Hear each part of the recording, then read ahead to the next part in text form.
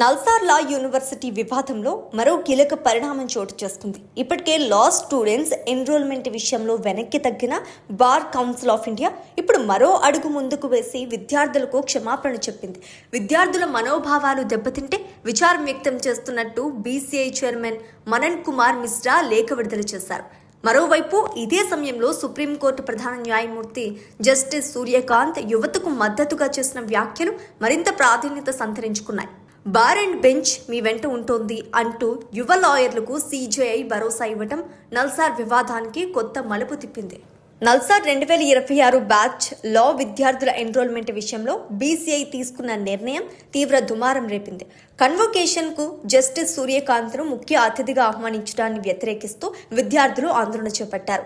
దీనిపై స్పందించిన BCI NALSAR 2026 batch విద్యార్థులను అడ్వకేట్లుగా నమోదు చేయవద్దంటూ రాష్ట్రాల బార్ కౌన్సిల్స్ కు ఆదేశాలు జారీ చేస్తుంది.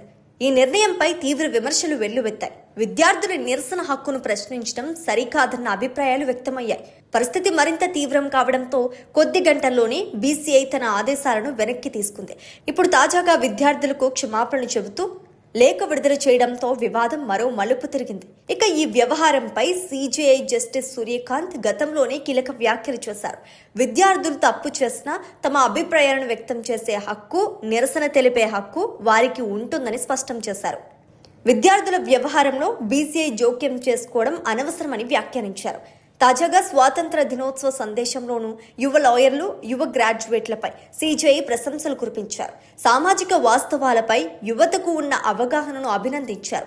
ప్రశ్నించే తత్వం, సామాజిక అంశాలపై చైతన్యం ప్రజాస్వామ్యానికి అవసరమని పేర్కొన్నారు. టెక్నాలజీతో పెరిగిన ఈ తరం యువ లాయర్లు అదే ఆధునిక దృక్పథాన్ని న్యాయస్థానాల్లోకి తీసుకురావాలని సీజేఐ ఆకాంక్షించారు. స్వాతంత్ర పోరాటం నుంచి న్యాయవాద వ్యవస్థ మోస్తున్న బాధ్యతలు త్వరలో యువత భుజాలపైకి వస్తాయని అన్నారు. న్యాయ వ్యవస్థను మరింత బలోపేతం చేయాల్సిన బాధ్యత యువ లాయర్లపై ఉందని సూచించారు. మీ ప్రయాణం ఇంకా చాలా దూరం ఉంది. ఆ ప్రయాణంలో మేము మీతో కలిసి నడుస్తాం అంటూ యువ లాయర్లకు సీజేఐ భరోసా ఇవ్వటం ఇప్పుడు నల్సార్ వివాదంలో కీలక పరిణామంగా మారింది.